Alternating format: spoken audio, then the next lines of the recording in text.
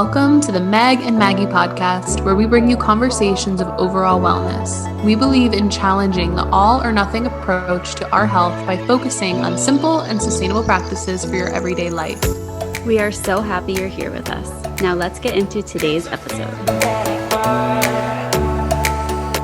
Hello, everyone. Welcome back to episode 69. We have a very special guest with us today. Doniga Markegard is here.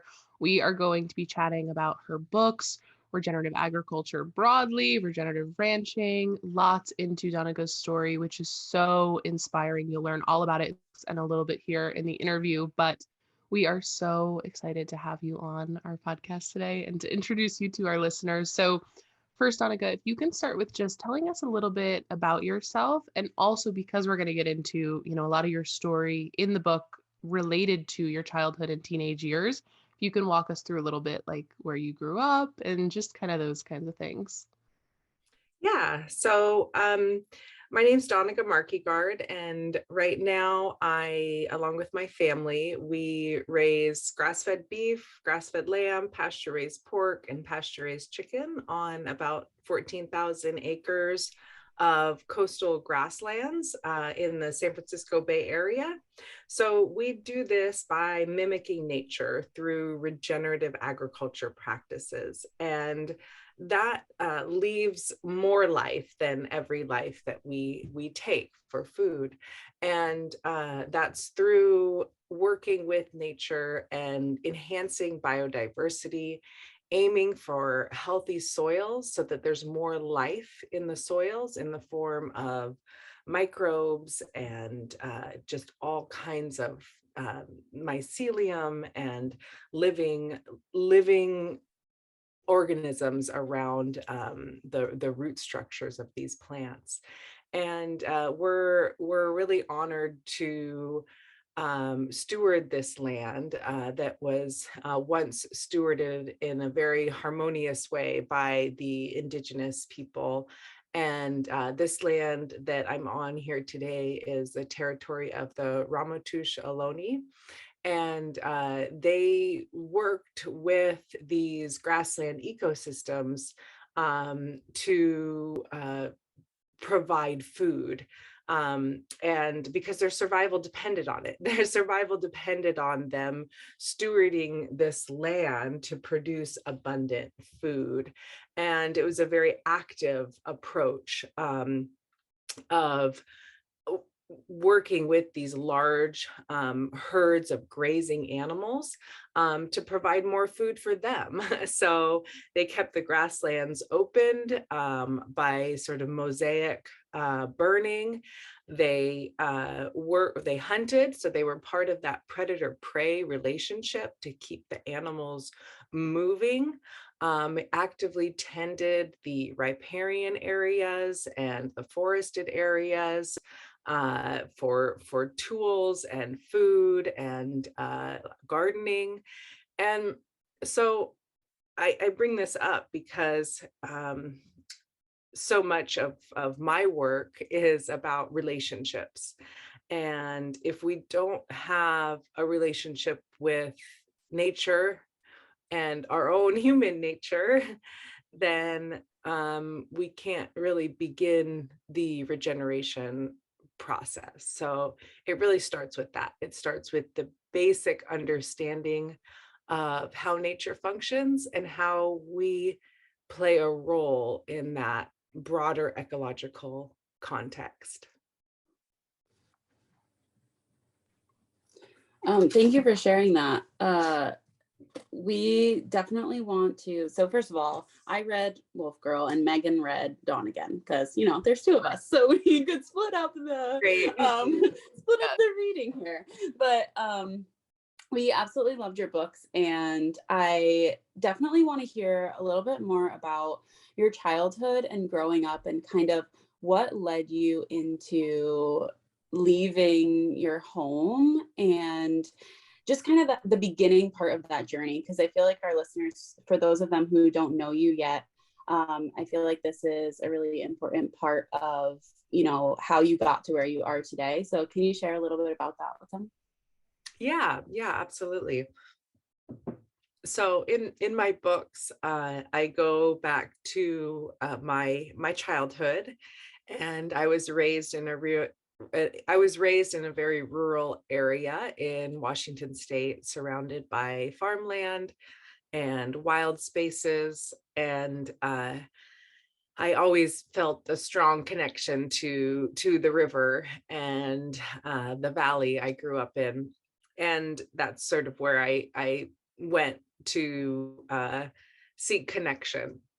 And so when I was going through that emotional teenage phase in my life, and questioning who I was and my place on this earth, and kind of getting pressures from different angles, I ran away from home to seek something bigger, and to really immerse and learn about different cultures. And I hitchhiked all over North America, and really came face to face with some of the destruction and trauma that sort of uh, plagues the earth and plagues humans. And so through that, as a teenage girl, I put myself in very dangerous positions, and survived, thankfully. Um, but I came out of that with an understanding that I needed to do something. And through synchronicity, I found my way to a wilderness school, where I then spent the rest of my high school. So I ran away from home in my freshman year, and then I spent the rest of my high school immersed in nature. So no textbooks, no classrooms, 100% learning directly from the plants, the trees, the birds, and how everything is interconnected in this web. And so uh, it was a very unique upbringing. There was just a handful of us, and we were, all kind of maverick teenagers, and um, we were allowed just to express ourselves and wander all day if we wanted to do that. Sit quietly and observe the patterns of nature, do survival skills. So every morning we'd start a fire through friction. Um, because it was wet and cold in Washington. And so we needed to have a fire, and we needed to learn how to build shelter, gather food, and really, really survive in the wild, and immerse ourselves and surrender to that, surrender to nature. And so I talk about a lot of those stories in my book, and how that immersion experience really led me to wanting to play a role. So not just as a passive observer, but as a really active, integral piece of the whole. Mhm. I'm going to switch. We had two questions ready to go. And Maggie, I'm going to switch the order of regenerative ag more broadly to the next one, because your story and even the details that you're sharing with us now are so, when I was reading your book and Maggie and I were chatting about it too, I almost felt like I was reading like this beautiful memoir of nonfiction and hearing all of your stories. And then with the imagery that you use and some of the experiences you had, I was saying to Maggie, I was like, it's almost like fiction. Like some of it, you're like, oh my gosh, is this, really hard and also enchanting and really dark and deep at times, and then really light at times story. And so there's such a way that you were able to write it that anyone listening, especially people, we have a lot of younger listeners, 18 to 25 range. And that's the time that, that loss, turmoil, finding little speckles along the way is so prevalent. At least it was for me. And so one of the questions that we wanted to ask you is, it seems like for you, you found your inner voice, like your deepest, truest self, pretty early. And our listeners, we focus on this a lot in different episodes, but finding your voice, which I didn't feel like I found until my 20s, And then once you find that voice and that calling, it's so, for me at least, and Maggie, and I know others, it's so hard to trust it. And it feels like you almost, going along with the story, you almost had like a primal animalistic instinct to trust that voice of yours. And so I'm hoping that you can speak on that a little bit to anyone who's listening, what you would say to them during those years.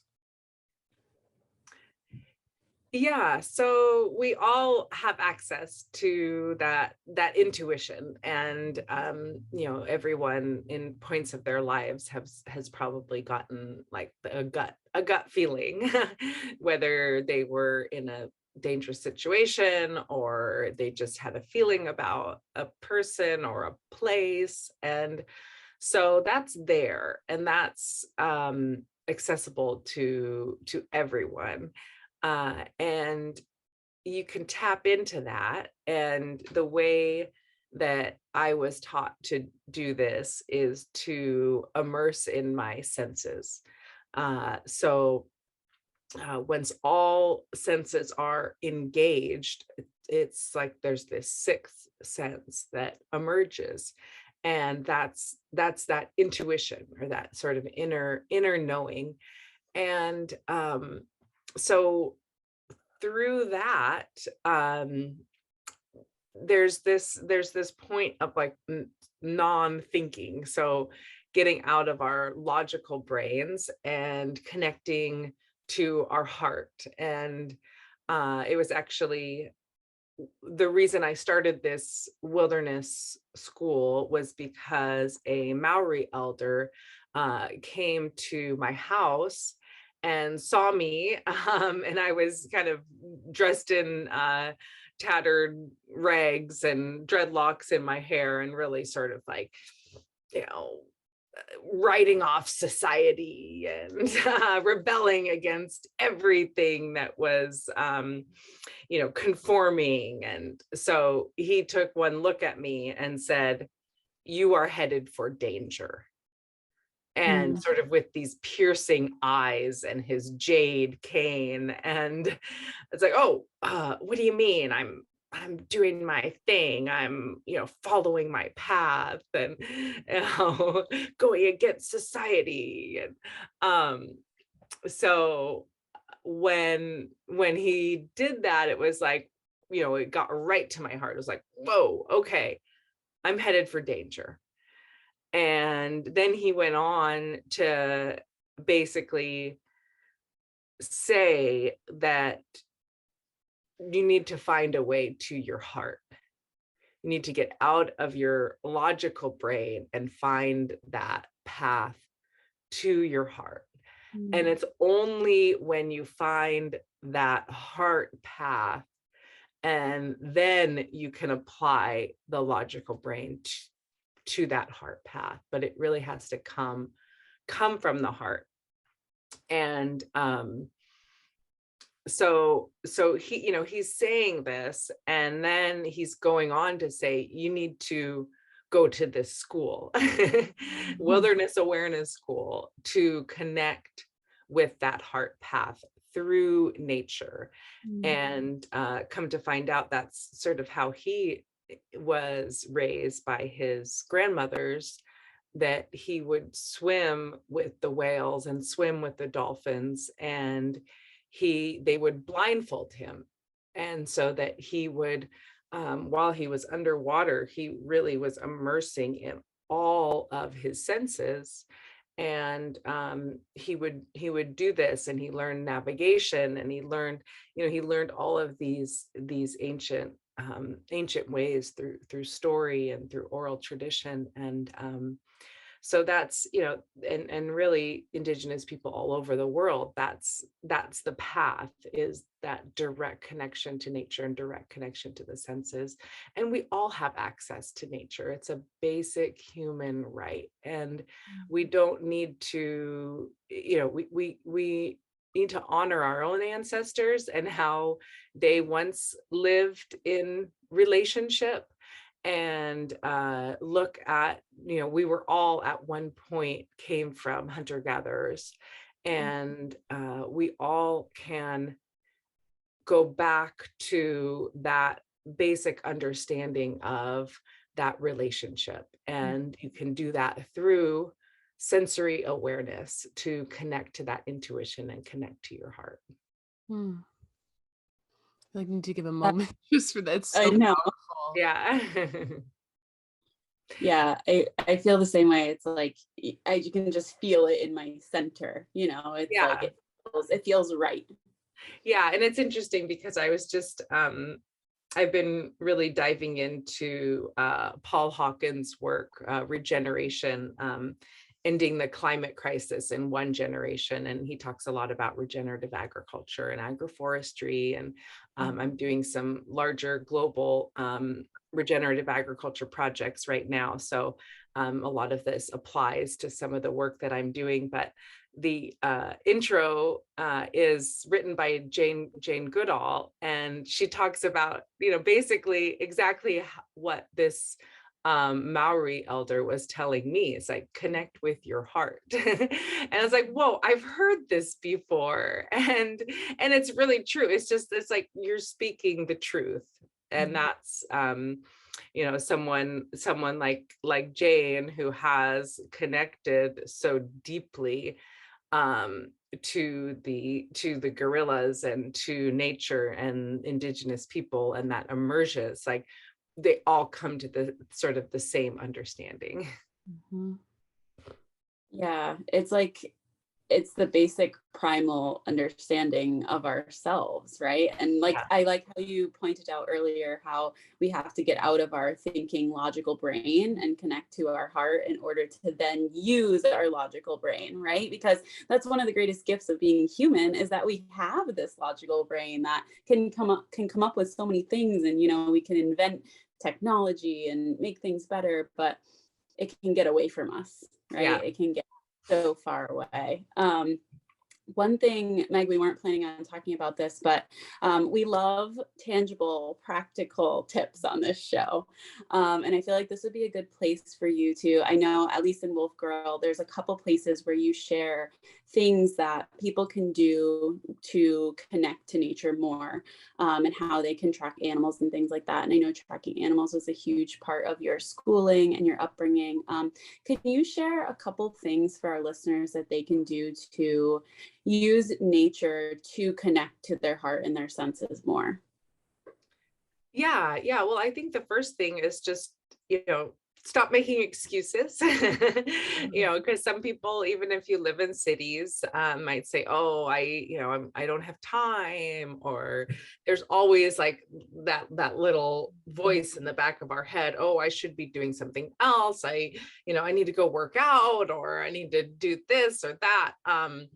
But we, even in areas that are highly populated, there's pockets of nature. I mean, there's parks, or there's small courtyards, and there's birds that, there's peregrine falcons that nest in skyscrapers in San Francisco. There's coyotes in Central Park. So everywhere you are, if you just take the time to observe, all of a sudden, like, you'll notice, oh, all the red tails started moving in, and wow, there's skunks that have been coming around, or raccoons. Like, no, they've always been there. They've just been going undetected. And so if you just start to engage and observe in that life around you, wherever it's convenient. So don't say that you need to go to some pristine wilderness to engage in nature. Just find a local park, find something where you can feel comfortable and feel safe, and go and immerse into that sensory meditation that I talk about in the book. And start to identify some plants and trees, and figure out what use they have, and look at the soil, start to engage with soil, because if we have contact with healthy soil, it's really healthy for our whole being, not just our, it helps to build a strong gut microbiome, but it also, there's microbes in the soil that that help to improve the serotonin. So actually create more happiness in your life. So that's why so many people like, oh, I am going to go and have therapy in my garden, right? So there's something about like being in touch with the soil that really makes us happy. Mhm. Um, and we're growing food at the same time, and we're planting something. So that's the other thing I tell people to do is plant something. Mm. And by planting something, by growing something green, you're a part of the climate solution, because through photosynthesis, that green plant is drawing down carbon. And so if we can cover more of our spaces with green growing plants, then that will take a big load of carbon out of the atmosphere. I want to share a little story. I've shared it before on the podcast, but I think it's worth sharing again. And then we can get into, permaculture and regenerative ag more broadly and what you do in present day. But I remember Maggie knows this story by now. I had just gone away to college and I did not adjust well. I was really depressed and sad. And it was a really hard time in the beginning for me. And I remember I went and studied psych, and I confided in this one professor who I just felt like I could open up to. I just trusted him. There was something about the tone of his voice and his warm energy that I was like, okay, I can go to this professor. And he was like world renowned, like a really incredible, highly, on paper, crazy, amazing guy. And I'm like, he's going to give me the best advice ever, right? I'm feeling depressed and he's really going to help me. And I go to him and he goes, okay, I want you to walk outside for 15 minutes every day. And I was like, what? Y- what do you mean? Like, that's not going to help me. Like, excuse me, like, you're supposed to be like this incredible man and you're telling me to walk outside.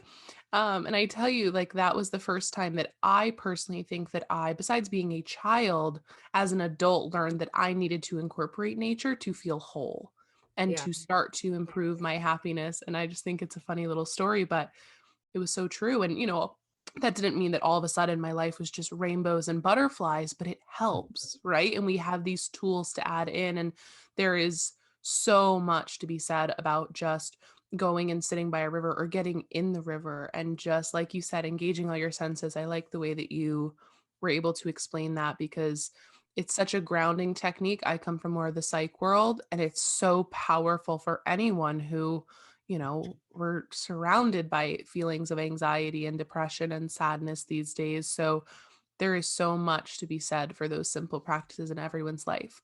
So to get more broadly into regenerative agriculture, permaculture, kind of, state of our world currently, a lot of our listeners may have never heard of regenerative agriculture or anything that goes along with it. So you will do a much better job of explaining it than Maggie and I ever will. So if you can share with our listeners, kind of why is this something that we're talking about now when it should have always just been our existing way of working with nature instead of against it.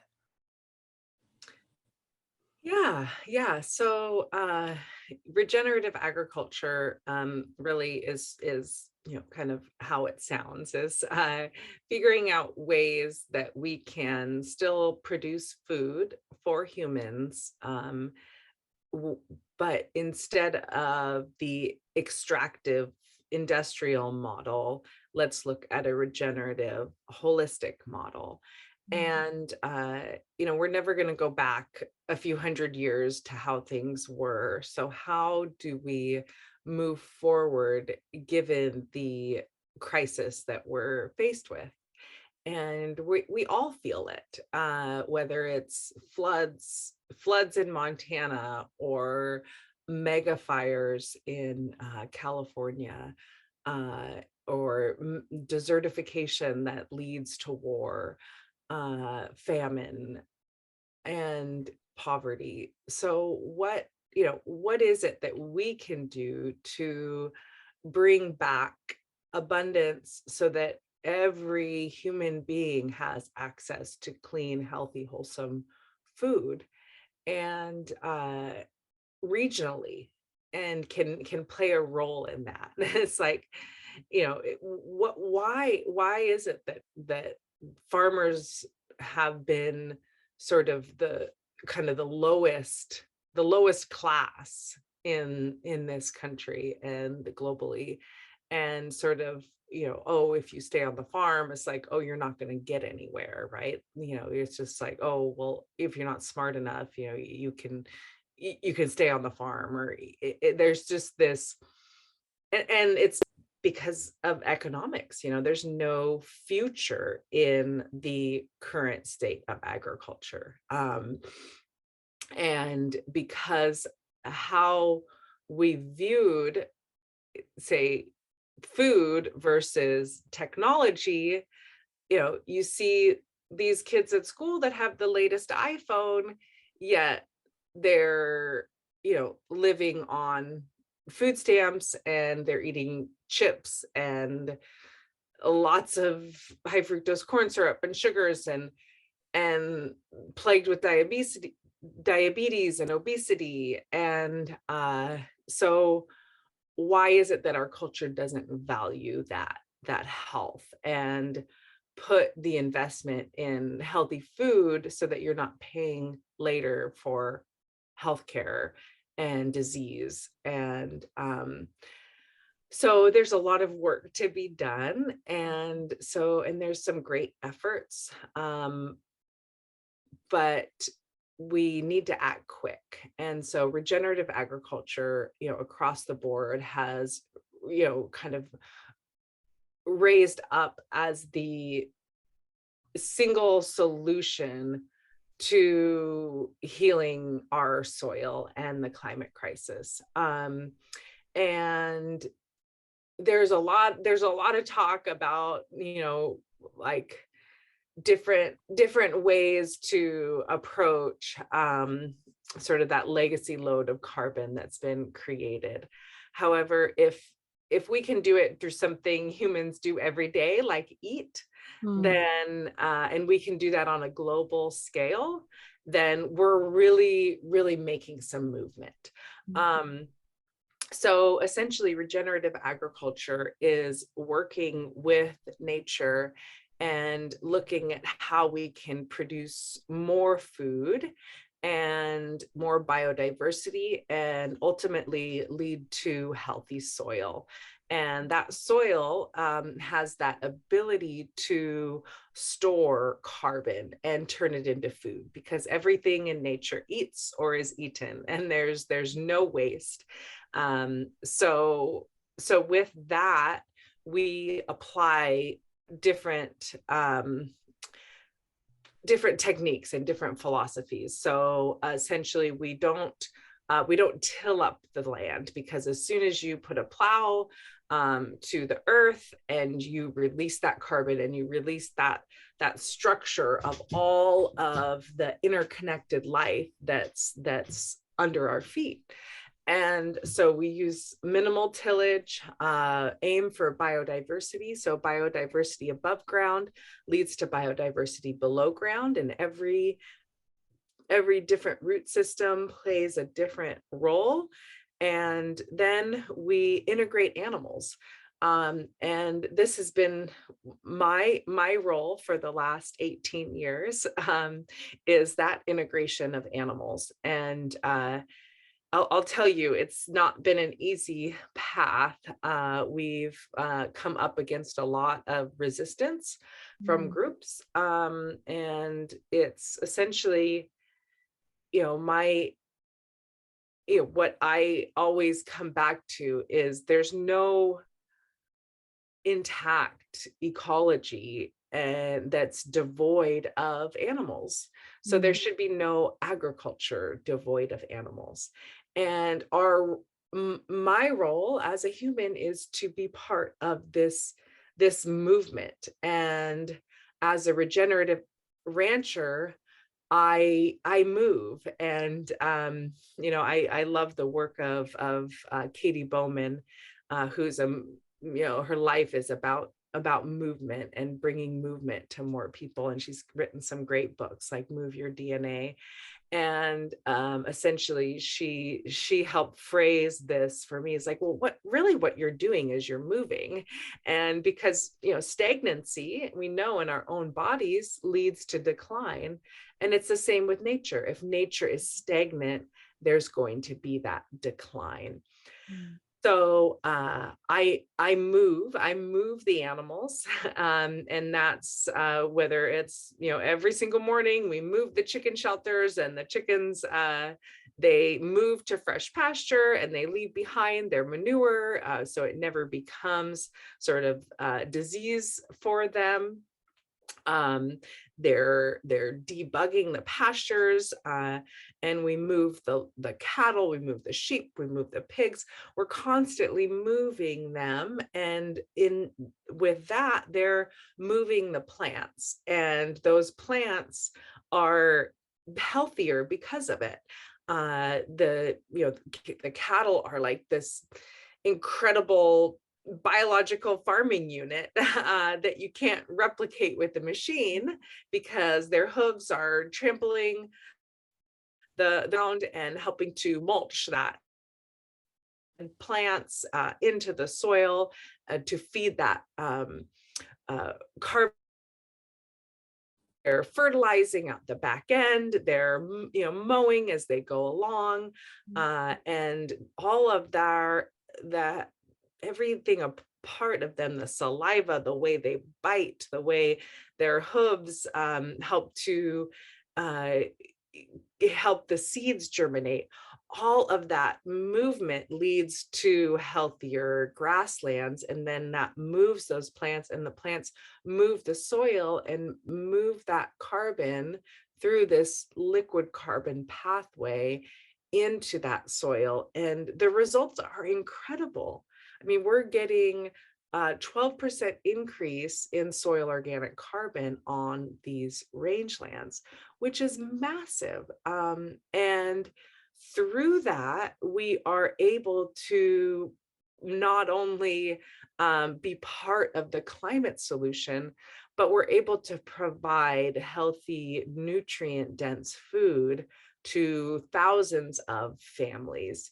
And that's really important. That's really key, that through these solutions, we're also looking at how we can support life. And we're really about looking at ways that we can have more diversity of life on the planet. And one of the cool, exciting projects that we've been a part of in the last couple years is working with the Audubon Society, which is a huge environmental group for the birds, and looking at what birds are really threatened the most.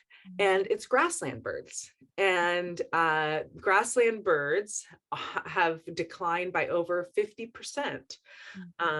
And that's due to agriculture. That's due to how we eat. So if you eat something that is coming from a tilled field, which we all do, you're taking part in the decline of grassland birds. If you eat something that's raised by a regenerative rancher on grasslands that is never tilled, and then you're contributing to saving these birds. And so that's why Audubon's #1 project right now is regenerative ranching and partnering with grass-fed ranchers to bring back grassland birds. And it's amazing what they find. Like, wow, the grasshopper sparrow that's in decline everywhere else in California is increasing in numbers on your ranch.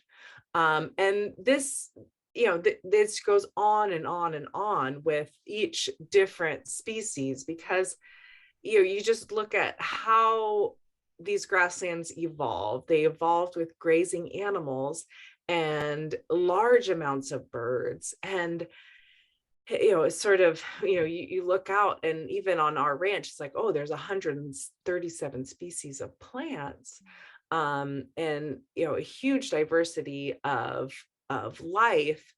Yet at one point, this San Francisco Bay Area supported herds of thousands of elk, and a couple thousand elk in just one herd, and incredible amounts of shellfish, and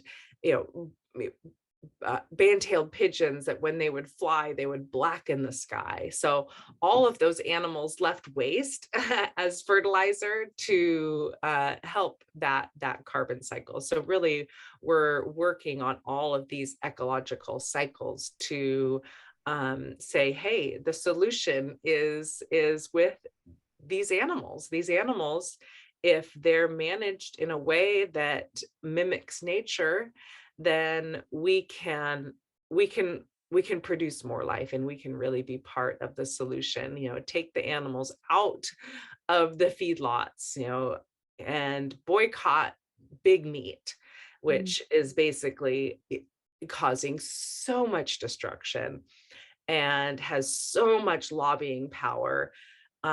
Let's look at how we can break up that monopoly and support regional food systems, and smaller independent farmers and ranchers. And it's not easy. It's not Instacart. It takes work, and you need to really search your local community, take the time to go to farmers markets, to buy direct from the farm or from their online shop. A lot of these items don't show up in a grocery store. And so, but the journey's fun, and you can engage your whole family and your friends in the journey as well.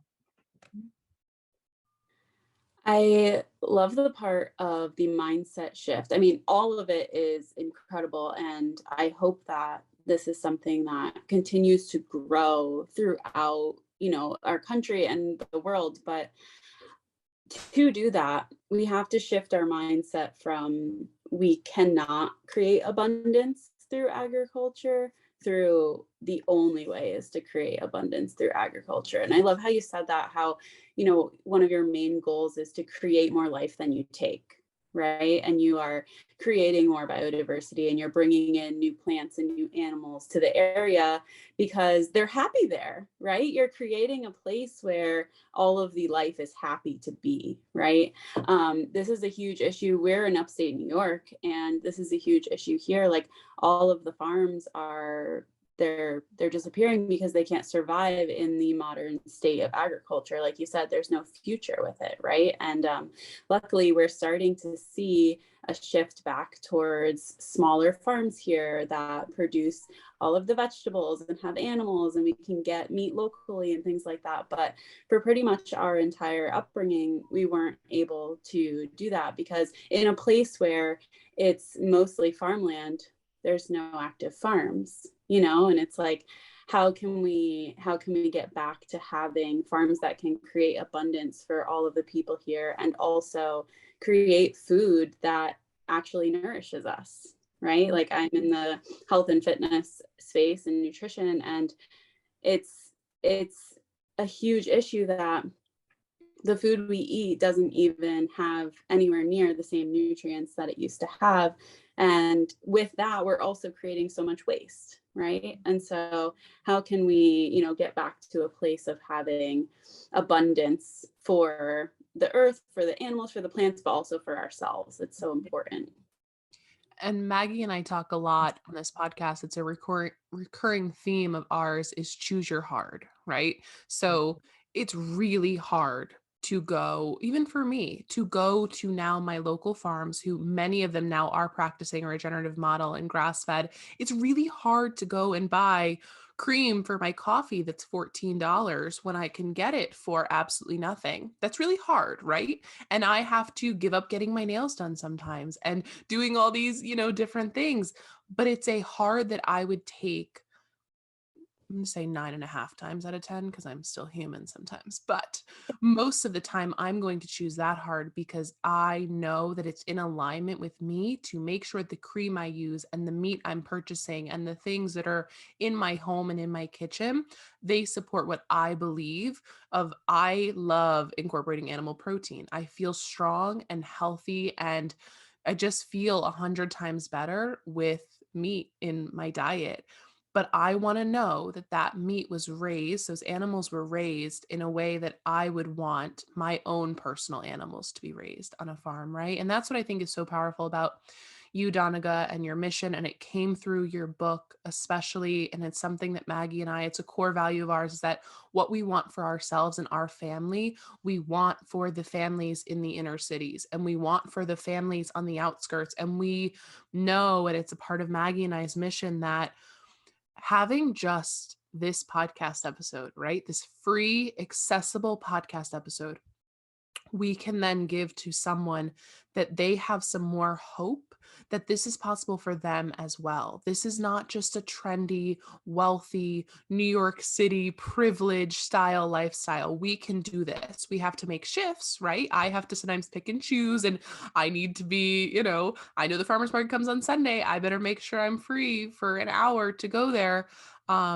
But it's possible, and it's more rewarding, and my body thanks me for it, and the environment thanks us for it. So what I really appreciate about your message especially is that we can move towards this model, and it doesn't have to be so daunting, right? You don't need to all of a sudden, for any of our listeners who are listening and are like, I have nothing in my house that's regenerative or anything close to that, start small. Start with the cream, then start to incorporate meat, grow something of your own. We don't need to just overhaul our lives immediately, but working towards it collectively is a huge impact we can all make. So we really, truly thank you for your books, being on our podcast, any other interviews we've seen you in. We like devoured them because we knew you were coming on, but your story is inspiring to say the least. And so what we wanted to ask you is that anywhere that you want our listeners to find you, whether that be your website or just anywhere you want them to find you and your books, can you share that with us? Yeah, I'm not very active on social media, but you can find me at on Instagram at dawn.again, like my books, dawn.again. And I do post on there. And you can always contact me through our website. We sell meat locally here in the San Francisco Bay Area, and we're also going to be starting to do a limited amount of shipping. So certainly look up our website, markegardfamily.com. And you can get my books anywhere books are sold. I recommend audiobooks as well because I love audiobooks. And especially this time of year in the summer, it's difficult for me to be still. And when I am still, I'm usually asleep. So audiobooks are great. And for that. And yeah, I think just like, like you summed it up great, that just do those little things and start making those little shifts. Those you don't need to go and move to the farm and be a farmer. You can support your local farmer and really engage in those relationships. So I really thank both of you for leading the way on that and having me here. And it's been a great conversation. Awesome. Thank you. Thank you so much. Yeah, it was truly a great conversation. Before you go, I do want to ask, who would you recommend read which book? Because they are similar, right? And from my understanding, Wolf Girl is more of a young adult story of Dawn Again, correct? Yeah, correct. It's the young adult version of the original memoir, Dawn Again. So teenagers, it's a little bit more succinct and gives those like how to take action right away. And Dawn Again is, for an older, but either one, they're both great. Yes. For sure. We can attest to that. All right. Thank you guys so much. We will see you next week with another episode. Bye, guys. Thank you. Thank you for listening to the entirety of this episode. If you found this episode valuable, please share it with a friend. Your support helps our show grow, and for that, we are extremely grateful. Please be sure to leave a 5-star rating and a review of the show. We'll see you next Monday with another episode of the Meg and Maggie podcast. Love, Meg and Maggie.